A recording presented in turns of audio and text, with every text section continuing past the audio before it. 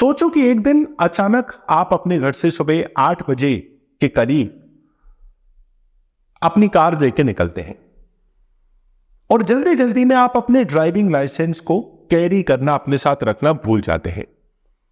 बदकिस्मती से उस दिन आपको पुलिस वाले पकड़ लेते हैं, आपसे अपने ड्राइविंग लाइसेंस को प्रस्तुत करने के बारे में कहते हैं। अब आपके पास क्योंकि ड्राइविंग लाइसेंस नहीं था तो आप पुलिस वाले को ड्राइविंग लाइसेंस नहीं दिखा पाए और पुलिस वाले ने आपको गोली मार दी।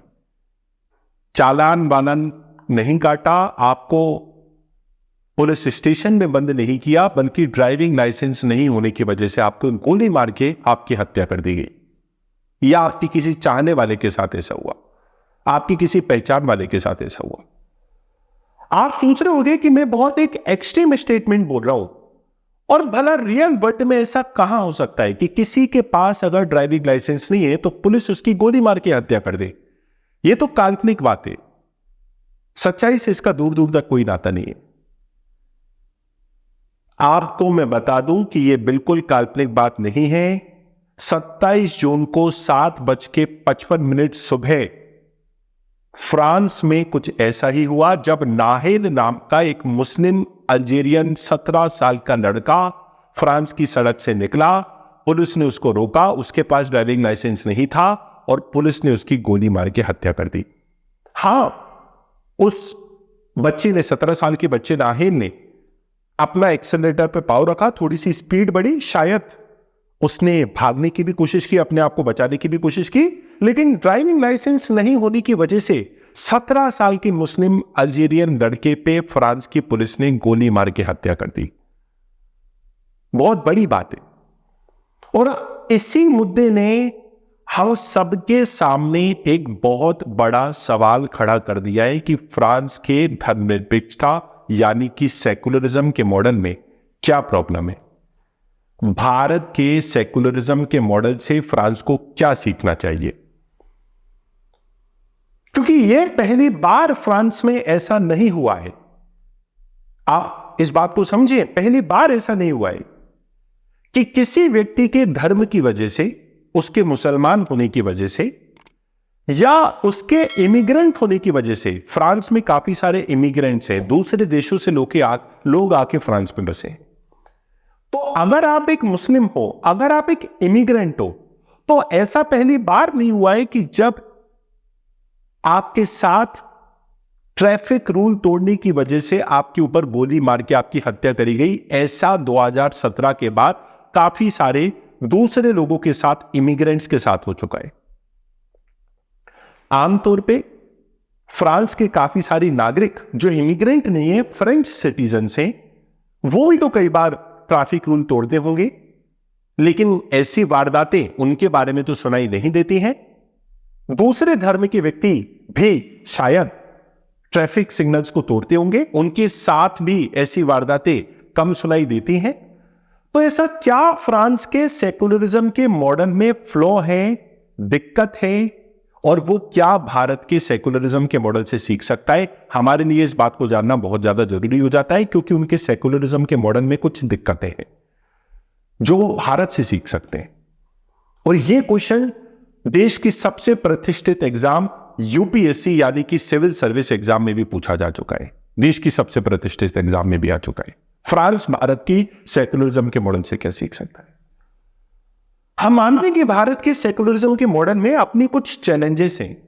आज हम यूनिफॉर्म सिविल कोड को अप्लाई करना चाहते हैं, लाना चाहते हैं भारत को एक और सेकुलर के पायदान पे आगे बढ़ाने के लिए। उन चुनौतियों, उन चैलेंजेस के बारे में जो भारत के सामने हैं, उनकी हम सेपरेटली डिस्कशन करेंगे। लेकिन फ्रांस के सेकुलरिज्म के मॉडल में कुछ तो ऐसी बातें हैं जो भारत की धर्मनिरपेक्षता के मॉडल से सीख सकता है। आज इस वीडियो के अंदर हम इसी बात को जानेंगे।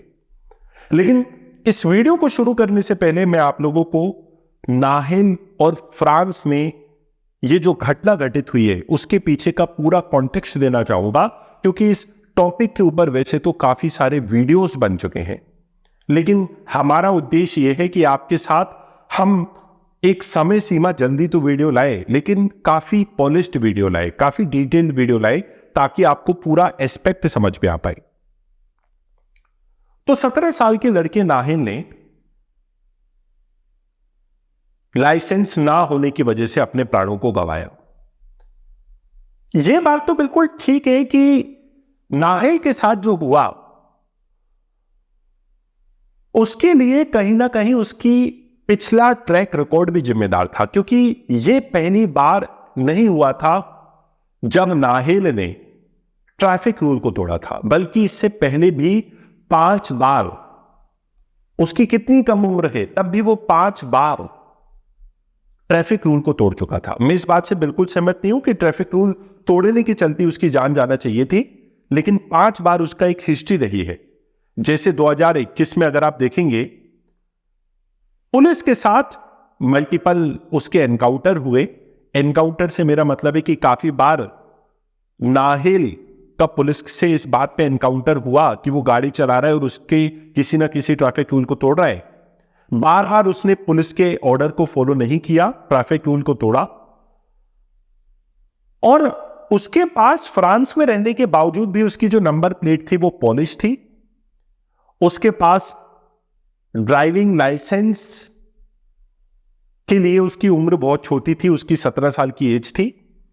और हादसे के कुछ हफ्ते पहले कोर्ट में ट्रैफिक रूल तोड़ने की वजह से नाहिल को हाजिरी लगानी थी, जो कि उसने नहीं लगाई थी। ऐसा पहले भी कई बार हो चुका है कि नाहिल ने इन ट्रैफिक रूल्स को तोड़ा है और उसकी एक हिस्ट्री रही है ट्रैफिक रूल्स को तोड़ने की। और फ्रांस की पुलिस ने 17 जून को उसको मौत के घाट उतार दिया।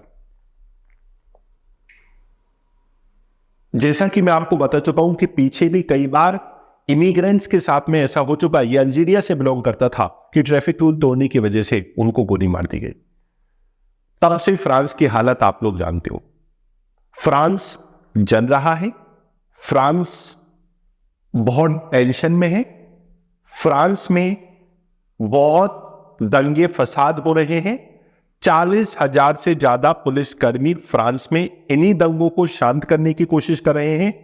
अभी तक 2800 से भी ज्यादा अरेस्ट हो चुकी हैं और फ्रांस की तुलना इराक से की जा रही है, जो धर्म को लेके वहां पे दंगे फसाद शुरू हुए। इस पूरे विवाद की जड़ फ्रांस के इतिहास में है। हमारे लिए यह भी समझना बहुत ज्यादा जरूरी हो जाता है कि पुलिस की नजर में हमेशा ये इमिग्रेंट्स ही क्यों आते हैं, और ये इमिग्रेंट्स फ्रांस आए तो आए कैसे। तो मित्रों, वीडियो के इस पार्ट में हम समझने की कोशिश करते हैं कि इमिग्रेंट आए क्यों फ्रांस में। तो कहानी थी वर्ल्ड वॉर 2 के आसपास की। दूसरा विश्व युद्ध 1945 में 1945 में अंत होता है। आप और मैं जानते होंगे इस बात को। 1945 में दूसरा वर्ल्ड वॉर एंड हुआ, और दूसरे वर्ल्ड वॉर के बाद दुनिया में एक लहर दौड़ी, और वो लहर थी डीकोलोनाइजेशन की, उपनिवेशवाद को खत्म करने की। जैसे फ्रांस ने अपनी काफी सारी कॉलोनीज बना रखी थी, फ्रांस को उन कॉलोनी से वापस आना था और उन देशों को स्वतंत्र करना था। ब्रिटेन ने काफी सारी कॉलोनी बना रखी थी, ब्रिटेन को उन कॉलोनी से वापस ब्रिटेन जाना था और उन देशों को स्वतंत्र करना था। तो वर्ल्ड वॉर 2 के बाद डीकोलोनाइजेशन की मांग उठी। भारत में भी आप देखिए 1945 में वर्ल्ड वॉर 2 का एंड हुआ और 2 साल बाद ही भारत को आजादी मिल गई 1947 में, क्योंकि दुनिया भर में मांग थी कि ब्रिटेन, फ्रांस, ऐसे सारे देश, ऐसे सारे यूरोपियन देश जिन्होंने कॉलोनी बना रखी है, वो उन कॉलोनीज को आजाद करें, अपने देश में वापस लौटे। ऐसा ही कुछ हुआ था नॉर्थ अफ्रीकन और सब सहारा अफ्रीकन कंट्रीज के साथ में। नॉर्थ अफ्रीकन और सब सहारन अफ्रीकन कंट्रीज जो फ्रेंच कॉलोनीज थी, फ्रांस को वहां से वापस लौटना पड़ा, फ्रांस को वहां से वापस लौट के उनको स्वतंत्र करना पड़ा। और फ्रांस के पास वर्ल्ड वॉर 2 के बाद एक प्रकार की लेबर की प्रॉब्लम क्रिएट होने लगी थी। उनके पास उतना श्रम नहीं था, उतने श्रमिक नहीं थे कि वो अपनी इकोनॉमी को सपोर्ट कर पाए। तो यहां पे फ्रांस ने एक खेल खेला। फ्रांस ने अपनी लेबर की डिमांड को फुलफिल करने के लिए ये जो पहले की फ्रेंच कॉलोनीज थी, जो कि नॉर्थ अफ्रीकन कंट्रीज और सब सहारन कंट्रीज, जो फ्रेंच की पहले कॉलोनीज हुआ करती थी वर्ल्ड वॉर 2 से पहले, उनसे आग्रह करा कि आप आइए और हमारे देश में आके बसिए। इमिग्रेंट्स को बुलाया फ्रांस ने। इसके पीछे का मेन रीजन फ्रांस का इकोनॉमिक इंटरेस्ट था, और वो इकोनॉमिक इंटरेस्ट था लेबर को बुला के लेबर की सप्लाई को फ्रांस में बढ़ाना, जो कि वर्ल्ड वॉर 2 के बाद जिसमें शॉर्टेज आ चुका था। और दुनिया भर में फ्रांस ने अपना ऐसा चेहरा दिखाने की कोशिश करी कि देखिए हमारे मन में कितनी सहानुभूति है उन लोगों के लिए जिनके साथ हमने टॉर्चर किया। हमने नॉर्थ अफ्रीकन और सब सहारन कंट्रीज, सब सहारा अफ्रीकन कंट्रीज के साथ हमने गलत किया, उनको कॉलोनी बनाया, उनके साथ टॉर्चर किया। अब हम उसको पश्चाताप करना चाहते हैं, अपनी गलतियों के पाप को पश्चाताप, हम अपने पाप को खत्म करना चाहते हैं, और हम उन लोगों को इनवाइट कर रहे हैं। जबकि उसके पीछे का मेन रीजन इकोनॉमिक था, आर्थिक था। इन इमिग्रेंट्स को इसलिए बुलाया गया ताकि फ्रांस में लेबर की सप्लाई पूरी हो सके, और ये लोग आके बस गए, इकोनॉमिक अपॉर्चुनिटीज के लिए आके बस गए। ये लोग ये सोच रहे थे कि फ्रांस, जिसमें लिबर्टी, इक्वलिटी, फ्रेटर्निटी का नारा दिया गया, आपको पता होगा 1789 में फ्रांसीसी क्रांति में स्वतंत्रता, बंधुत्वता और समानता का नारा दिया गया था। ये लोग ये सोच रहे थे इमिग्रेंट्स कि हमारी स्थिति फ्रांस में जाके बेटर होगी, हमें भी समानता मिलेगी, हमें भी कहीं ना कहीं बंधुत्व मिलेगी, और हमें भी स्वतंत्रता मिलेगी। समानता, स्वतंत्रता और बंधुत्वता की चाह लेके ये इमिग्रेंट्स फ्रांस में आके बस गए। इनिशियली इनके साथ काफी भेदभाव हुआ, इनको आके स्लम्स में रुकना पड़ा, इनको इकोनॉमिक जॉब जो दिया जाता था वो भी बहुत ज्यादा प्रतिष्ठित नहीं था, प्रेस्टिजियस नहीं था, फिर भी ये लोग काम करने के लिए तैयार हो गए। 1970s 80s के समय आते आते फ्रांस में ये जो लोग थे, इमिग्रेंट्स थे, इनके खिलाफ जो फ्रेंच सिटीजन्स थे, इनके मन में, फ्रेंच सिटीजन्स के मन में इन इमिग्रेंट्स के लिए एक हीन भावना आना चालू हुई। हीन भावना इनकी कंडीशन को लेके थी, कहीं ना कहीं इनकी रेस को लेके थी, और हीन भावना के पीछे का एक रीजन यह भी था कि ये लोग ऐसा सोचने लगे थे कि अगर हमारे लिए इकोनॉमिक अपॉर्चुनिटी क्रिएट नहीं हो रही है तो इस इकोनॉमिक अपॉर्चुनिटी, आर्थिक अपॉर्चुनिटी क्रिएट ना होने के पीछे का रीजन ये इमिग्रेंट्स है, क्योंकि हमारी जॉब तो ये लोग खा रहे हैं। ये राइट विंग एक्सट्रीमिज्म फ्रांस में बढ़ता गया, और 90s 80s तक आते आते फ्रांस में राइट विंग एक्सट्रीमिस्ट ग्रुप, जिसका नाम नेशनल फ्रंट था, आप सुनिए, मैंने बोला right wing extremist group, 1980s 1990s के दौर पे right wing extremist group national front नाम की पार्टी का उदय हुआ। राइट विंग एक्सट्रीमिस्ट ग्रुप का मतलब क्या है? ऐसा ग्रुप जो फ्रांस में एक राष्ट्रवाद की बात कर रहा है, नेशनलिज्म की बात कर रहा है। ऐसा ग्रुप जो फ्रेंच सिटीजन्स की बात कर रहा है, और ऐसा ग्रुप जो बात कर रहा है कि फ्रेंच सिटीजन्स के पीछे होने का कारण ये इमिग्रेंट्स हैं। तो उसने राष्ट्रवाद की बात करी कि ये जो इमिग्रेंट्स है ना, ये आपकी जॉब खा रहे, तो इन इमिग्रेंट्स के लिए इन लोगों में हीन भावना क्रिएट हो रही है। नेशनल फ्रंट एक राइटिस्ट ऑर्गेनाइजेशन भी आ गया, इनके ऊपर काफी दिक्कत क्रिएट कर रहा है, इमिग्रेंट्स के ऊपर एक प्रकार की हीन भावना है। और 27 अक्टूबर 2005 को कुछ ऐसा हो गया कि जो इमिग्रेंट्स थे, जो इतने समय से पहले इन्होंने फ्रांस की गुलामी अपने देशों में करी, जिन देशों में ये लोग रहते थे, फ्रांस ने जब कॉलोनी बनाया वर्ल्ड वॉर 2 से पहले, तब ये गुलामी वहां पे कर रहे थे, और उसके बाद ये गुलामी फ्रांस में कंटिन्यू रख रहे हैं एक तरीके से, क्योंकि इनकी कंडीशन तो एक सेकेंडरी सिटीजन की तरह थी, द्वितीय नागरिक की तरह थी। 2005 में 27 अक्टूबर को एक ऐसी घटना हुई कि पुलिस वाले 2 इमिग्रेंट्स बच्चों को चेस कर रहे थे। ईरानियन बच्चे थे, वो ईरान के बच्चे थे, उनको चेस कर रहे थे। वो ईरानियन बच्चे किसी जगह जाके छुप जाते हैं और करंट लगने की वजह से उनकी डेथ हो जाती है। तब फ्रांस में बहुत ज्यादा बड़े दंगे हो जाते हैं।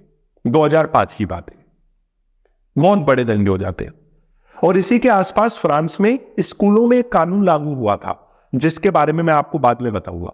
इस वीडियो के अंत में शुरुआत, इस वीडियो के जैसे जैसे हम आगे बढ़ेंगे मैं आपको बताऊंगा कि इसी के आसपास जब 2005 में घटना घटित हुई, करंट लगने की वजह से 2 ईरान के बच्चों की डेथ हो गई। इसी समय फ्रांस में कानून आया था, उसके बारे में भी जानेंगे हम।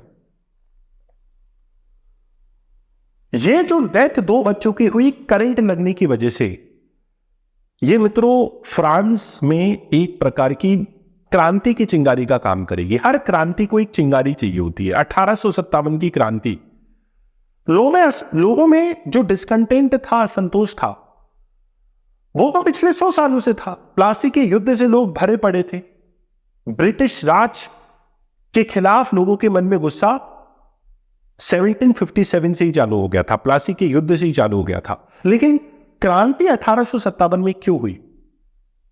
क्योंकि पिछले 100 सालों के गुस्से को चिंगारी दे दी थी चर्बी लगे कारतूस के मुद्दे ने। जिस तरीके से 1857 की क्रांति में चर्बी लगे कारतूस का मुद्दा एक बड़े कारण की तरह उभरा और ब्रिटिश राज की जड़ें हमने हिला के रख दी, उसी तरीके से फ्रांस में 2005 में 27 अक्टूबर में 2 इन ईरान के बच्चों का मरना फ्रांस में दंगे की शुरुआत करा देगा। आप देखिए, इमिग्रेंट्स के बीच में और लोकल फ्रांस जनता के बीच में एक प्रकार की टेंशन बढ़ रही है। एक ही देश के बीच में 2 आइडियोलॉजी शुरू हो गई है। एक तो फ्रेंच सिटीजन्स जिनका उद्देश्य है मूल रूप से, और एक इमिग्रेंट्स जिनको बुलाया गया था। एक आइडियोलॉजिकल क्लैश चालू हो गया। और 2016 में मित्रों क्या होता है, एक बहुत बड़ी घटना हो जाती है जब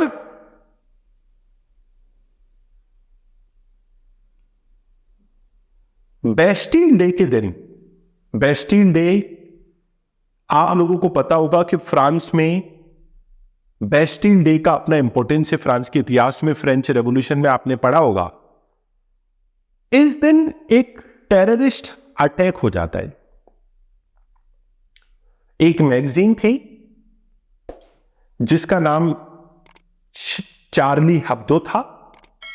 उस मैगजीन में प्रोफेट मोहम्मद के इमेजनरी रिप्रेजेंटेशन किए जाते हैं, जबकि इस्लाम में प्रोफेट की कोई इमेज नहीं, और इनकी इमेज का एक रिप्रेजेंटेशन किया जाता है गलत तरीके से। 2016 की बातें। और 2016 में जब फ्रांस की चार्ली हेब्दो मैगजीन ने प्रोफेट मोहम्मद का इस तरह से रिप्रेजेंटेशन किया, तो एक इस्लामिक फंडामेंटलिस्ट ने, एक टेररिस्ट ने 14 जुलाई, जो फ्रांस में बेस्टिल डे है, जब परेड चल रही थी, आप भारत के 15 अगस्त, 26 जनवरी, 2 अक्टूबर की तरह इस दिन को देख सकते हैं। 14 जुलाई बेस्टिल डे फ्रांस के इतिहास में इंपॉर्टेंट है। 2016 में चार्ली हेब्दो मैगजीन में जो प्रोफेट मोहम्मद का रिप्रेजेंटेशन था, उससे गुस्सा खाकर एक आतंकवादी ने परेड जो चल रही थी उसके ऊपर ट्रक चला दिया, जिसमें 19 टन कार्गो था, और इसकी वजह से 86 लोगों की, 86 लोगों की फ्रेंच सिटीजन की डेथ हो गई थी। आतंकवादी घटना बहुत बड़ी घटना थी फ्रांस में, और यह आतंकवादी घटना वही घटना थी जिसके बाद फ्रांस में ट्रैफिक रूल्स को चेंज कर दिया गया। तो आज आपने कहीं ना कहीं जो देखा ना, कि जो ट्रैफिक रूल तोड़ने की वजह से नाहे नाम की एक 17 वर्षीय अल्जीरियन मुस्लिम लड़की की हत्या कर दी गई। तो मैं आपको बता देता हूं, जब 2016 में फ्रांस में एक आतंकवादी ने 86 लोगों पे ट्रक चढ़ा दिया था, उसके बाद फ्रांस के ट्रैफिक कानून बदल दिए गए थे। आप सुनिए क्या क्या हुआ था। और किन किन कंडीशन में एक फ्रेंच पुलिस का व्यक्ति किसी ड्राइवर की जान ले सकता है। ट्रैफिक रूल में ये बताया गया 5 कंडीशन में ऐसा हो सकता था, जब किसी पुलिस वाले की या और किसी व्यक्ति की जान खतरे में है। जब किसी पुलिस वाले की खुद की या और किसी व्यक्ति की जान खतरे में, तो पुलिस वाला गोली चला सकता है ड्राइवर पे।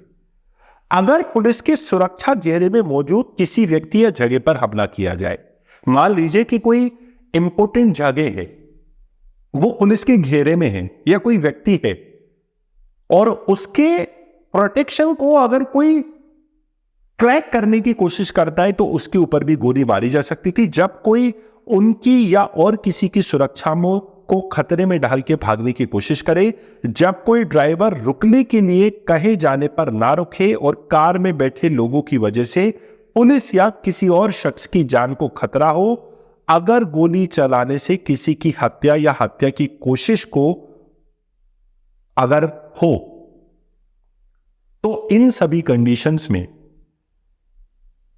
न्यू ट्रैफिक रूल्स के हिसाब से ऐसा किया जा सकता था। हालांकि नाहिल के केस में शायद इनमें से कोई भी ट्रैफिक रूल की कंडीशन मीट नहीं होती है, इसीलिए फ्रांस के राष्ट्रपति ने इस घटना को कंडेम किया है और नाहिल का दोष इसमें नहीं बताया है।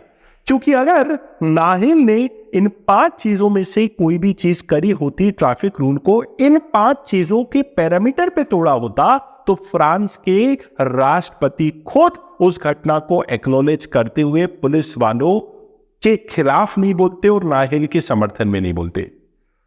तो सवाल ये उठता है कि अगर ऐसा हुआ, इन कंडीशंस में ट्रैफिक रूल तोड़ने पे उस तरह की सजा मिल सकती थी और नाहिल ने वो सजा, अगर वो नाहिल ने गलती नहीं करी थी, तो फिर ऐसा क्यों?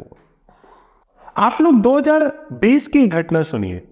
2020 में हिस्ट्री और ज्योग्राफी पढ़ाने वाला एक टीचर था, जो कि अपनी एक दिन सामान्य सी कक्षा में अपनी freedom of speech and expression की तथा कथित अभिव्यक्ति को इस्तेमाल करते हुए प्रोफेट मोहम्मद के कुछ कार्टून्स को दिखाता है। 2020 में जब इस टीचर ने, जिसका नाम सैमन पेटी था, जब इसने अपने छात्रों को पैगंबर मोहम्मद के कुछ कार्टून दिखाए, तो इससे मुस्लिम समुदाय की भावनाएं काफी आघात हुई थी और एक युवक ने, जिसका नाम अब्दुल्ला था, उसने सैमन पेटी की हत्या कर दी थी। सिर्फ फ्रांस के जो प्रेसिडेंट थे, उन्होंने इस हत्या को कंडेम करते हुए सैमन पेटी जो कर रहे थे उसको अभिव्यक्ति की स्वतंत्रता की बात कहते हुए उन्होंने अपने बयान को दिया था। और आज हम सबके सामने सबसे बड़ा मॉडल, सबसे बड़ा क्वेश्चन यही खड़ा हो जाता है कि क्या फ्रांस में freedom of speech and expression, अभिव्यक्ति और भाषण की स्वतंत्रता का अधिकार इतना सर्वोच्च, इतना एब्सोल्यूट है कि उसमें भारत के freedom of speech and expression article 19 की तरह कोई भी रीजनेबल रेस्ट्रिक्शन नहीं है, कोई भी युक्तियुक्त निबंधन नहीं है? क्या इतना अतिवाद उसमें है? और फ्रेंच के सेकुलरिज्म के मॉडल में भी कहीं ना कहीं अतिवाद है। कैसे? मैं एक सबसे पहले आपसे बात करना चाहूंगा कि अतिवाद का जो मॉडल होता है उसमें अपनी कुछ समस्याएं होती हैं। आप लोग जानते होंगे कि भारत की परंपरा में भी एक कहावत है, अति सर्वत्र वर्जते। अति हमेशा हर चीज की बुरी होती है। An apple a day keeps the doctor away. अगर आप दिन में एक सेव फल खाते हो, हेल्दी रहोगे, डॉक्टर से दूर रहोगे। लेकिन यहां आप जब 10 सेव फल एक दिन में खाने लगे, 20 सेव फल खाने लगे, 40 सेव फल खाने लगे, तो अति जितनी चीज की होगी तो वो हमेशा बेकार होती है। अगर आप सेकुलरिज्म के प्रिंसिपल को, धर्मनिरपेक्षता के प्रिंसिपल को समझने की कोशिश करेंगे, तो धर्मनिरपेक्षता का मतलब होता है आपने रिलीजन और आपने स्टेट को अलग अलग कर रखा है। राज्य का कोई धर्म नहीं है। राज्य के अंदर, नेशन के अंदर कई सारे धर्म हो सकते हैं, राज्य का कोई धर्म नहीं है। जैसे Bharat is not a Hindu, not a Muslim country. Bharat is Bharat. We cannot denote India, we cannot associate India, we cannot denote India उसके आगे किसी धर्म के नाम को जोड़ के. Pakistan is a Islamic nation, so Pakistan technically is not a secular country. Pakistan एक धर्मनिरपेक्ष राज्य नहीं है. फ्रांस एक सेक्युलर नेशन है, भारत एक सेक्युलर नेशन है. जब आप रिलीजन को और आप पॉलिटिक्स को अलग अलग रख रहे हो, सेपरेशन है उसमें. लेकिन मित्रों कभी कभी ऐसा भी होता है कि आप जो सेपरेशन होता है स्टेट के बीच में और धर्म के बीच में, वो इतना ज्यादा हार्ड लाइन क्रिएट नहीं कर पा रहे हो दोनों के बीच में. जैसे भारत में जो मॉडल है सेक्युलरिज्म का, वो पॉजिटिव मॉडल ऑफ सेक्युलरिज्म है. पॉजिटिव मॉडल ऑफ सेक्युलरिज्म, ये पॉजिटिव मॉडल ऑफ सेक्युलरिज्म क्या है? धर्मनिरपेक्षता का सकारात्मक मॉडल. इसके हिसाब से स्टेट अगर कोई पिछड़ा धर्म है तो उसके एक तरीके से आपने देखा होगा कि जो रिलीजियस एजुकेशनल इंस्टीट्यूशंस होते हैं उसमें भी निवेश कर सकता है. चैरिटेबल एड्स दे सकता है, रिलीजियस इंस्टीट्यूशंस को एड दे सकता है, पैसा मुहैया करा सकता है. तो धर्म के उद्धार के लिए काम कर सकता है. भारत में सभी धर्मों के उद्धार के लिए काम कर सकता है भारत में सेक्युलरिज्म का मॉडल जो है. लेकिन फ्रांस में ऐसा नहीं है. आप पॉजिटिवली धर्म के उद्धार के लिए भी काम नहीं कर सकते हो. Total separation. भारत में क्या है? टोटल सेपरेशन नहीं है, एकदम स्ट्रिक्ट सेपरेशन नहीं है. धर्म के उद्धार के लिए काम कर सकते हो. फ्रांस में एकदम स्ट्रिक्ट सेपरेशन है, एकदम पूरा पृथक्करण.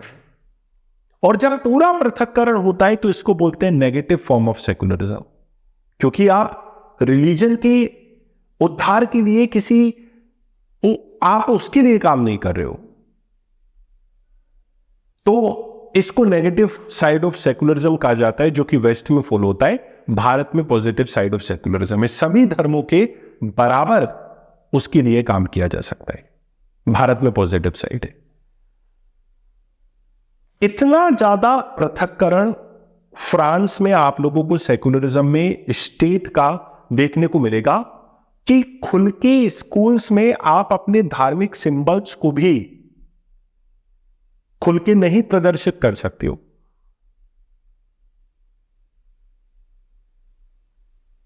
आप रिलीजियस सिंबल्स को, जैसे आप क्राइस्ट का लॉकेट पहन के उसको बाहर प्रदर्शित कर रहे हो, या आप कोई मुस्लिम ड्रेस से अपने फिजिकलिटी को रिप्रेजेंट करने की कोशिश कर रहे हो, तो एक कानून फ्रांस में आया था जिसके तहत आप ऐसा भी नहीं कर सकते हो. जो पार्लियामेंट है, जो संसद है, उसमें कोई भी व्यक्ति ऐसा नहीं है कि वहां पे उसका कोई धर्म विशेष है. अगर उसके कपड़े उसको धर्म को रिप्रेजेंट करते हैं तो वो संसद में उसको पहन के नहीं जा सकता. कोई मुस्लिम महिला अगर वहां पे पार्लियामेंट की मेंबर है तो ऐसा नहीं हो सकता है कि वहां पे गवर्नमेंट ऑफिसेस में शी इज वियरिंग अ बुर्खा. ऐसा नहीं हो सकता है. ये फ्रांस में कानून है. भारत में तो आप देखिए इसकी आजादी, अगर आप बात करें तो सिखों को तो कृपान रखने की भी आजादी है. रिलीजन को आप प्रोपेगेट प्रोफेस कर सकते हो, प्रैक्टिस कर सकते हो.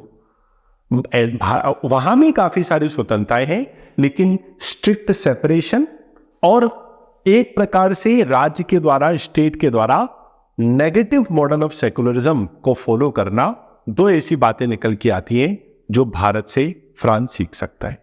तीसरी और एक और इंपॉर्टेंट चीज, अगर सोसाइटी के डेवलपमेंट से, सरकार के इंटरवेंशन करने से अगर सोसाइटी का इंप्रूवमेंट हो रहा है तो स्टेट भारत में इंटरवीन कर सकती है धर्म में.